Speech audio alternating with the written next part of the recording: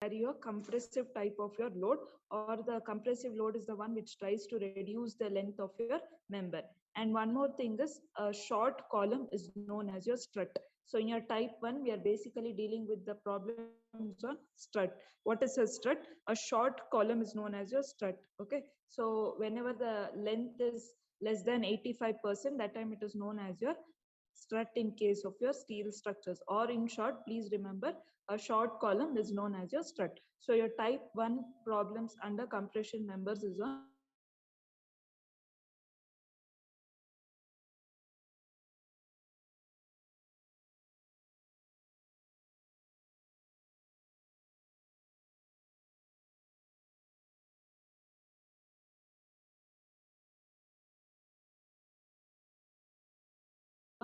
struts. Okay, so okay, all these details regarding your like effective length and all, it is present in your page number 43 and 44 of your table, I mean IS 800. Okay, that I'll just show you in tomorrow's class. I didn't get the code book today. Okay, regarding this formulas, where it is in the code book, I will show it in tomorrow's class. Just as of now, just for us to solve one problem, just remember, tomorrow I'll show you effective length of a strut. Okay, there are three cases in which you have your effective length of your strut. First case is your angle with your single bolt. Okay, so angle with single bolt. What is meant by your angle?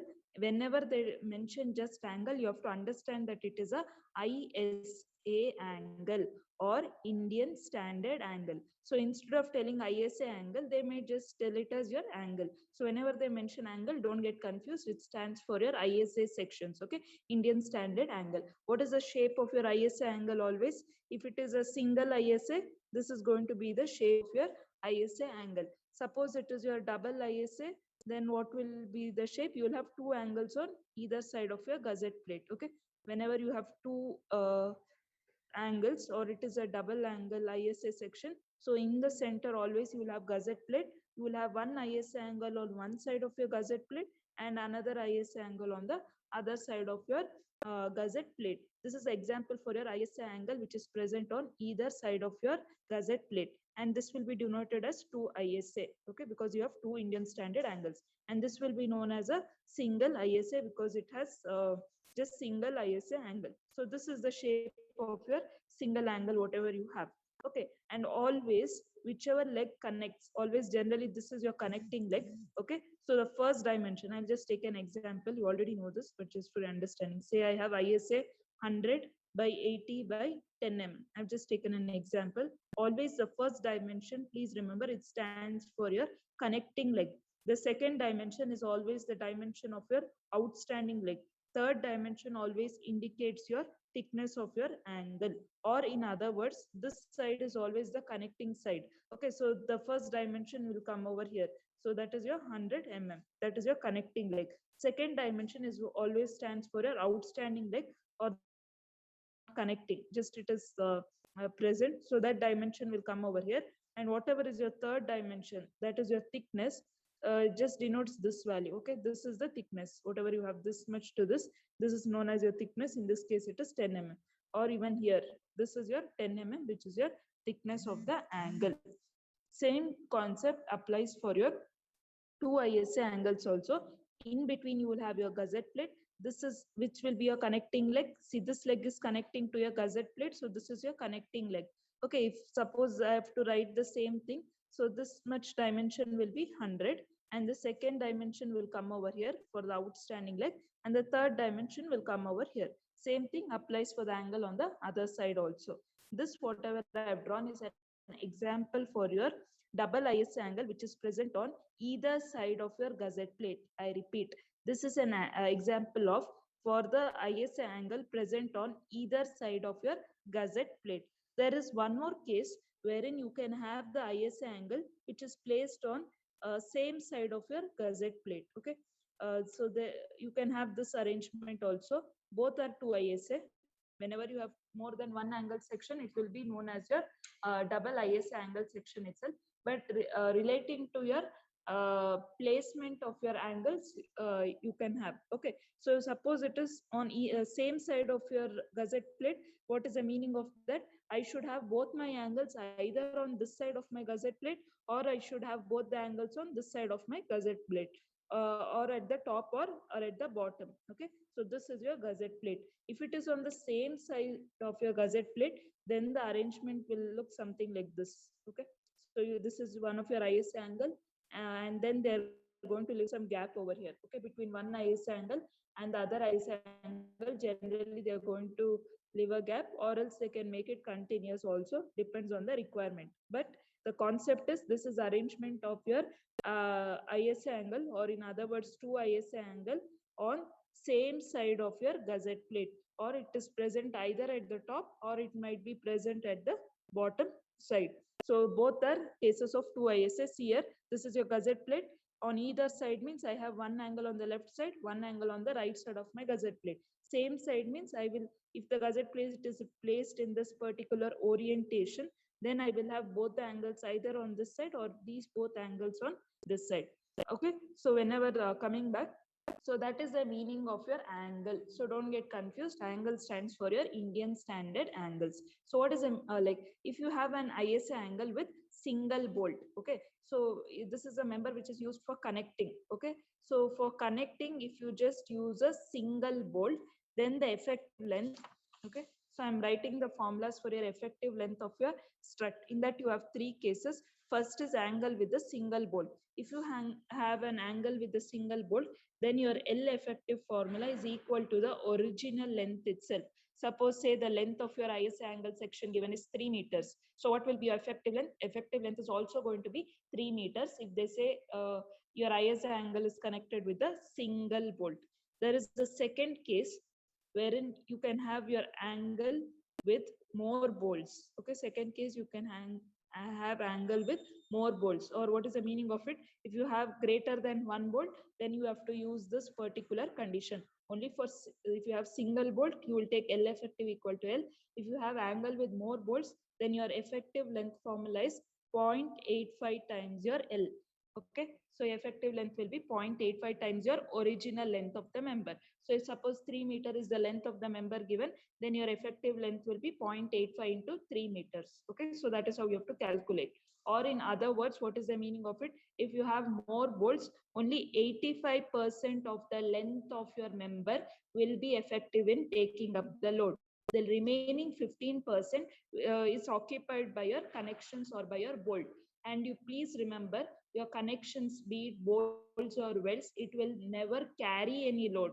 The function of your connection is just to transmit the load. I repeat, your connections, be it bolted or welded connections, will never carry any load. The function of the connection is just to transmit the load from one member to the other. So it is not a load carrying member, it is a load transmitting member. It transmits load from one member to your other member.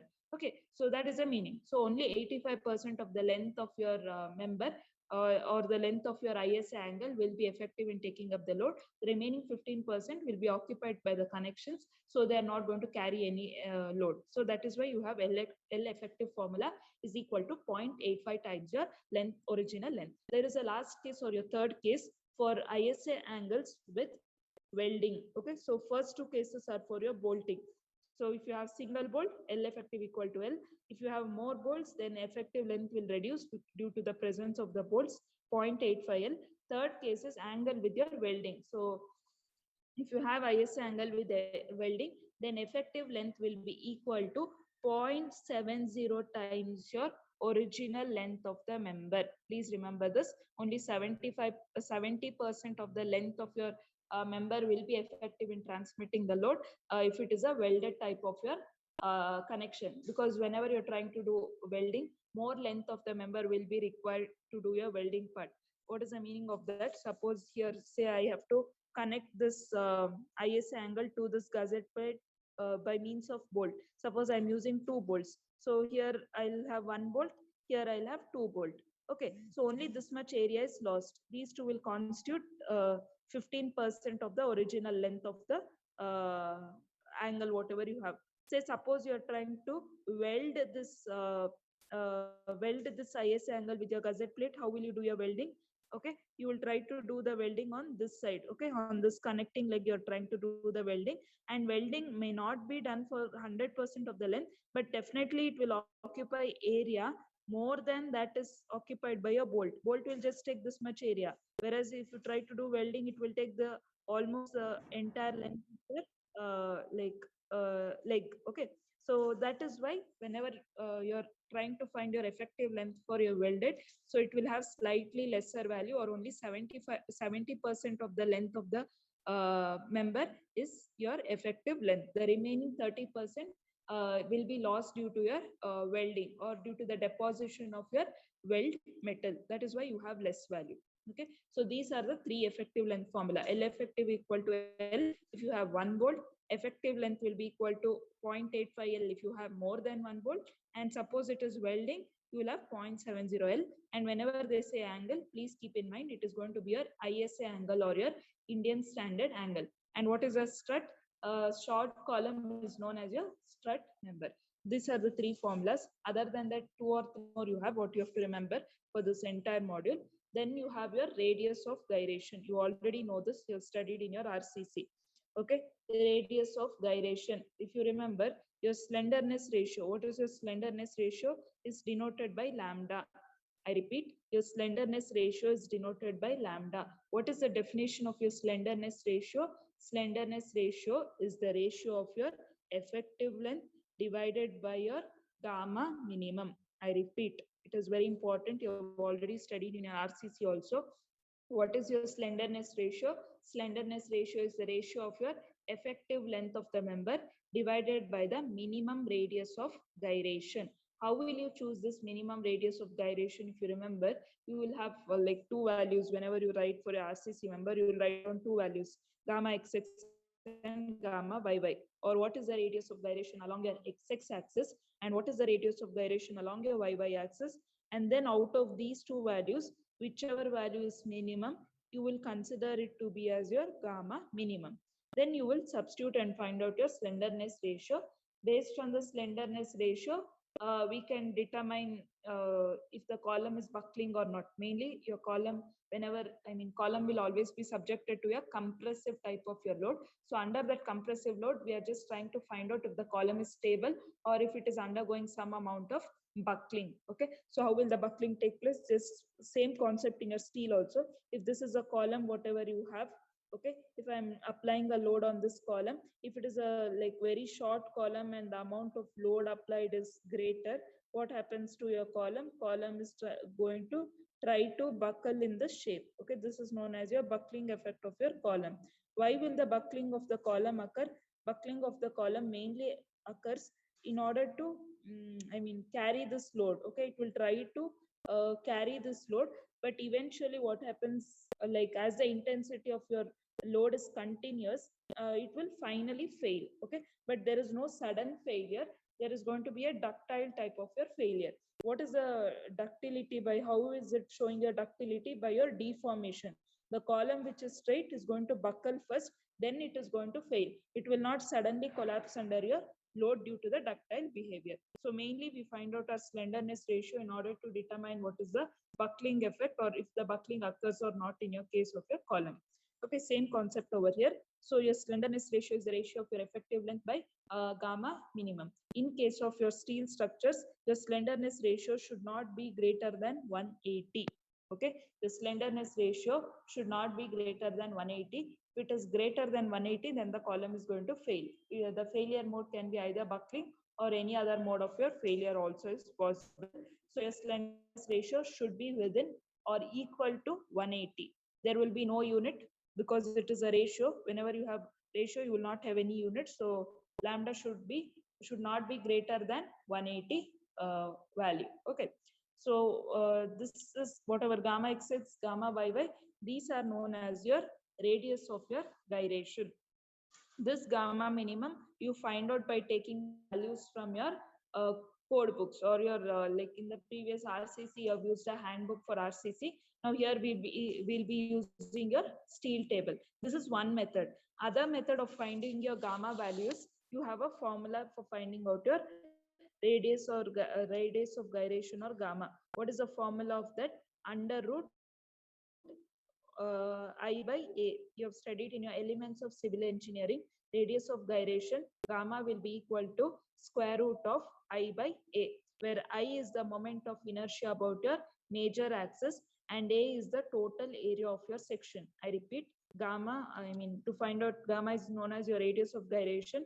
By formula method, there is a formula to find out gamma, that is square root of I by A, where I is your moment of inertia about your major axis or your x axis, and A is the total area of the section. So you can just substitute these values and also get your gamma value if you are not using your steel table. They can ask you either the formula method or they can ask you to use your steel table. So like both the cases, you'll have slight variation. Maybe here you will get it more precise when you find out. And in code book, you might have around 0.51 variation in the values I'm talking about. Okay, there will not be much variation. Generally, it is within 0.5 whatever variation you get it from your code book. Okay, then having found out gamma by the formula method, we can also find out what is your slenderness ratio, L effective divided by gamma. L effective I've already said in the first step, based on your connection, whether there is a single bolt or whether there is more than one bolt, or whether you're doing the welding, you'll write your effective length formula, and gamma you're finding out this. So after you find out your slenderness ratio, you can determine what is the ultimate motive is to find what is the compressive strength of my member, because column mainly carries your compressive load. So I'm interested in finding the compressive strength of my member. For finding the compressive strength of your member, it is denoted by PD. PD is known as your compressive strength. Okay, PD is known as your compressive strength. The formula used to find out your compressive strength, PD is equal to AE into FCD. A suffix C. Okay, it should come down. AE into FCD, where your A is nothing but your gross area. Okay, this is nothing but your gross area. I've already said you what is the difference between your gross area and your net area. Now AE here, whatever we have, it is going to be your gross area into your FCD. What is FCD? FCD is nothing but your design compressive stress. Whenever you come across your symbol F, okay, you should know it is a type of your stress. Here we are dealing with compression, so FCD is your compressive stress. Okay, so where is this formula is in your code book. For design of compression members, you can refer page number 33 and 34 of your code book. Okay, so sorry, IS 800. You can refer to page number 33 and 34 of your IS 800. In tomorrow's class, I'll just show you like in your code book also. So this formula PD is equal to A into FCD is in your page number 34 of your IS 800. So A is your gross and FCD. How can you find out your design compressive stress in IS 800? There is again, just like you use your RCC, there is some table called as table 9C. Okay, table 9C and table 9A, depending on the buckling class, where A and C are nothing but your buckling class. Okay, so generally, which is the buckling class we use? We generally use the buckling class C. Okay, this when showing the code book tomorrow, I'll just tell it. But as of now, for a just brief idea, so this formula is in your page number 34. So this is our ultimate motive in our type 1 problem. We'll just try to determine what is the compressive strength of the member. So that depends on gross area and your FCD value. FCD will get from table number 9C by assuming buckling class C. For that, few other things like your slenderness ratio and all will be required. Okay, quickly let us come to a problem. Just one problem we'll solve today's class. Okay, type 1, first problem, we'll just look into it. Determine the, I'll see the notes later after the class, so you need not write, just listen to me. Determine the compressive strength of angle strut.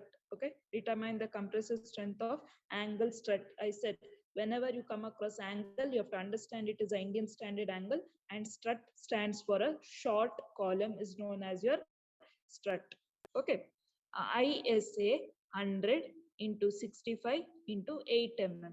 What will you understand by this? It is an Indian standard angle. What is your first value? Value of your connecting leg. What is your second value? Value of your outstanding leg. Third value indicates your thickness. and what kind of the ISA angle it is? Single ISA. They have not mentioned anything, so you have to understand it is single ISA. Suppose it is double angle, what will they give? They will call it before ISA. There will be two. Okay, two ISA will be written. That time you have to understand it is a double ISA. If they don't mention anything, by default it is a single ISA. And since the values of A and B or 165, these are different. So what is this known as your single ISA unequal angles? That is how you have to read it. Okay, single ISA unequal angle. Suppose you had two here, what would it be? What would it be? Double ISA unequal angles. Okay, suppose say these two values were same. Say I had 100 by 100. That time how will you read it as? Single ISA equal angles. Okay, because A and B are equal, or your first two values are equal, it will be known as your single ISA equal angles. Suppose you have it 100 into 100 into 8, and here you have two ISA. How will you read it? Double ISA equal angles.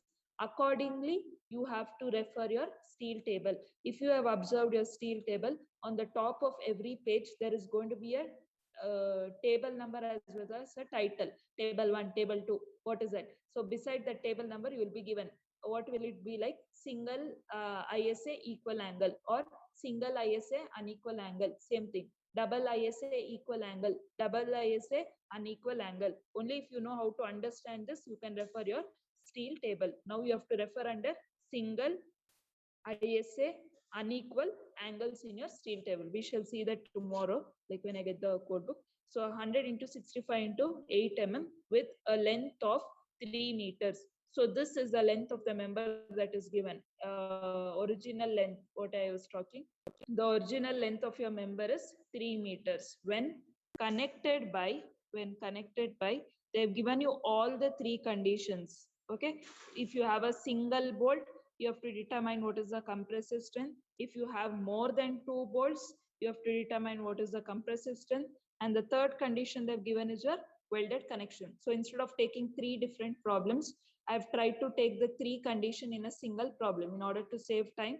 I've just taken the three condition, that is single bolt, more than one bolt, as well as welded connection in a single problem. Okay, so in your exam, you might be given separately. Okay. Then what else they've given? Take Fy is equal to 250 Newton per mm square. Okay, so that is your yield stress which is given. So how do you have to solve your problem now? The first step, okay. So in the first step, we'll just try to find out your, what is the first condition given? You have to determine your compressive strength. Okay, if you have a single bolt, okay, determine this compressive strength. First condition is when you have single bolt. When you have single bolt, what is your effective length formula? I said L effective equal to L. I've already spoken about this. So whenever you have angle with single bolt, your effective length formula is L effective is equal to L. So same thing, I'm going to use it. I'm going to write effective length equal to original length. What is the original length of the member given? It is given in your question with the length of 3 meters. Yes, 3 meter. In terms of mm, I'll write it as 3000 mm. Okay, because your Indian standard angle, what is it? ISA 100 into, what is the question? 100 into 65 into 8. You already know that all these values are in mm. That is why what I do, effective length, if it is given in meters, I'll keep in mm, because the reason being your Indian standard angle, this 100 or 65 or 8, all these are in terms of mm. Okay, so I'll keep for the consistency of units, I'll convert it into mm. Then what you have to do for this particular section and in your steel table, how will you refer your steel table? Just look for the table number on the top. You have to refer under single ISA unequal angles. I repeat, for this you have to look under your table with the title single ISA unequal angle. So what are the things you have to write down? Please write down your cross-sectional area for this. It is going to be the very first column in your steel table. So the cross-sectional area for this particular member, it is going to be 12.57. And if you remember, I already said the cross-sectional area in your steel table will be in terms of your centimeter square. Okay, so it will be in centimeter square. So if you remember, while explaining, I said first cross-sectional area is going to be the first column. First write down the value see the unit. Unit will be on the top of your column itself. They'll mention what is it in. So it is in terms of a centimeter square. So later we'll convert it. Now I'm just writing the value. Along with that, what else I need? I need to write down what is my gamma xx, because for slenderness I need the gamma minimum value. So for this, you write cross-sectional area. Then on the second page, I said for every angle section, you will have 2 page, or open your steel table in 2-page view. I have already said that. So in your second page, for this particular ISA angle section, you will have under your heading radius of gyration. There will be a column in your steel table with the heading radius of gyration. So under radius of gyration, you will have 4 columns for your steel members. You will have it as gamma xx, gamma yy, gamma u, and gamma v. Okay. So for all the gamma values you have to write down. You have to write down all the 4, not only gamma xx and gamma yy. You have to write down all the values under your radius of gyration. So you'll have 4 columns under your radius of gyration. That is gamma xx, gamma yy, gamma uu, and gamma vv. Okay, all that you just write down. So gamma xx is 3.16 centimeter. So unit is very important because later we have to convert it. Then your gamma yy will be 1.83 centimeter. All these values you'll get from your steel table, don't worry. So 3.38 centimeter. Then your gamma vv is going to be 1.39 centimeter. Now out of all these 4 values, you have to select your minimum value, because we need gamma minimum to substitute in our slenderness formula. We need the gamma minimum. So out of these 4 values, which is your minimum? So if you just observe, 1.39 is your least value. So gamma minimum is equal to 1.39 centimeter, or I'll convert to mm. So it is going to be 13.9 mm. Every unit I need not convert it into mm, because I need only the minimum value. So after selecting the minimum value, it is sufficient if I convert only that into your mm. Okay, so convert it into your mm. Then what is this gamma xx, gamma yy, and all? So now you know this is a case of your single ISA angle. So your single ISA angle is going to look in this particular manner. What is the dimension given now? The first value is given as 100. So 100 will come over here. Second value given as 65. So 65 will come over here. Third, 8 mm is going to be the thickness. So it comes over here. Now what is your xx value? Xx is always your major axis. So for this angle, this diagram will be in your steel table also. The top right hand side of your, like wherever you have table number and the title of the table, no, just beside that you will have your figure also. You can just observe it later. Okay, so this will be written as either xx axis, or if it is 3D figure, your xx will be known as your zz. Both mean the same. So they can use either the notation as xx, or they can use it as your zz axis. So it is always your horizontal axis is your xx axis. Then for this angle, you're also going to have your y direction. Okay, so yy. So somewhere over here you will have your yy axis. So that is the radius of gyration along your yy axis. Also, in addition to this, you will have 2 more axes along the inclined directions at 45 degree. Okay, at 45 degree on either side, you're going to have inclined axis like this. Okay, so along with your xx and yy. So like along this direction, this axis is going to be your uu axis. Okay, so on your first quadrant, you will have your uu axis, and then this side, this is going to be your vv axis. Both these axes will be at 45 degree inclination. Okay, so you will have one horizontal axis, one vertical axis, then 2 more axes, that is uu and vv, for the angle of inclination as 45 degree. You can just observe this figure. It will be present in your steel table also, top right hand side. Okay, so that is why we take gamma value along all the axes present. The axis present for your single angle I'm taking now. Be very careful. For single angle, there is going to be 4 axes, xx, yy, and 2 more axes at 45 degree inclination. So I'll write down all the values. Then out of this, I'm going to select my minimum value. So you have got your value of your gamma minimum. Okay, so after you get your gamma minimum, now what I can do? Like first step, I found out my effective length based on the number of bolts that is given. Okay, as well as I have found out my gamma minimum. So I can find out my slenderness ratio. What is your slenderness ratio formula? Slenderness ratio lambda is equal to effective length divided by gamma minimum. This is the formula of your slenderness ratio. Effective length, since it was a single bolt, it is equal to the original length of the member, 3 meter or 3000 mm, divided by gamma minimum. Just now in terms of mm, I've got it as 13.9 mm. Okay, so 3000 divided by 13.9. So that will give my slenderness ratio as 215.83. Since it is a ratio, it will not have units. Please don't write units for slenderness ratio. Effective length will be in mm.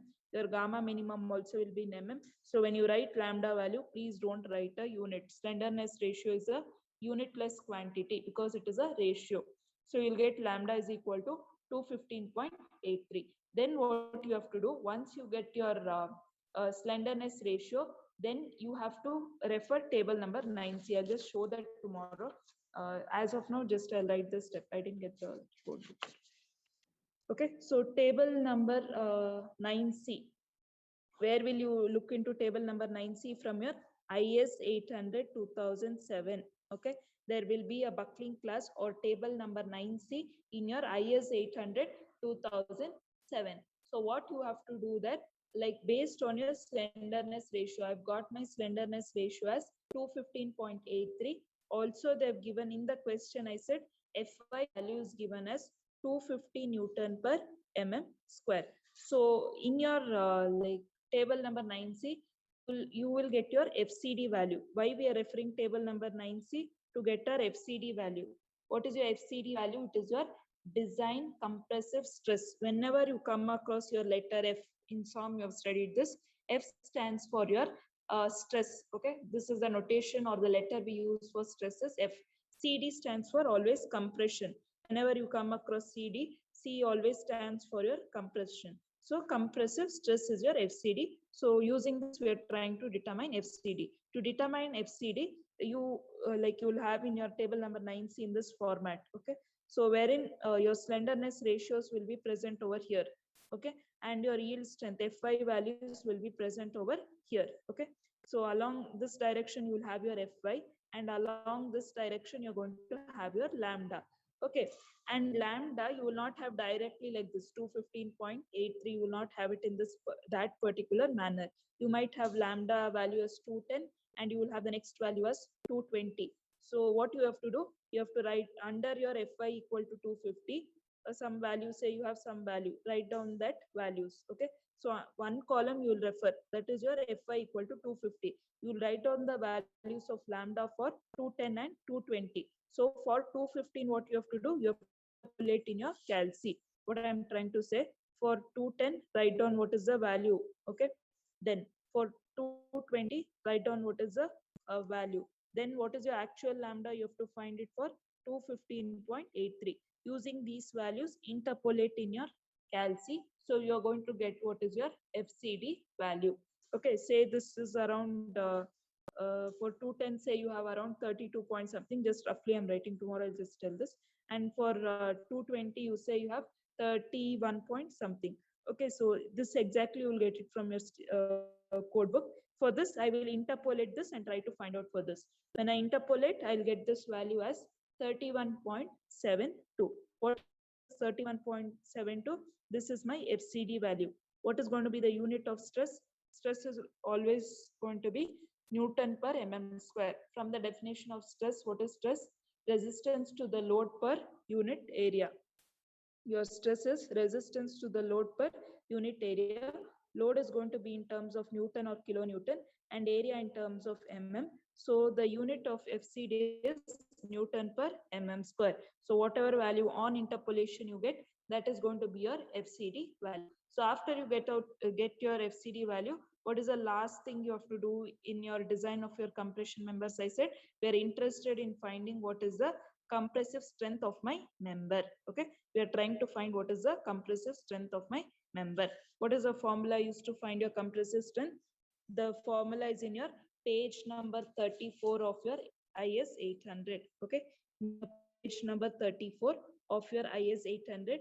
I said there is a formula to find your design compressive strength, that is PD is equal to AE into your FCD. PD stands for compressive strength. So AE. So AE, what you have to do, if you remember, in the step number 1, I have written for ISA, I have written down my cross-sectional area. For 100 into 65 into 8, I have written my cross-sectional area. Same value of area I have to use. Now, if I try to convert 12.57 centimeter square into mm square, it is going to be 1257 mm square. Okay, I have to convert this into mm. 12.57 centimeter square will be 1257 in terms of mm square. That is the area I have to write down here, 1257 from the cross-sectional area. This into my this thing, FCD value. FCD on interpolation value. So finally, I'll get my PD as 39.87 kilonewton. This is how you have to find out your compressive strength.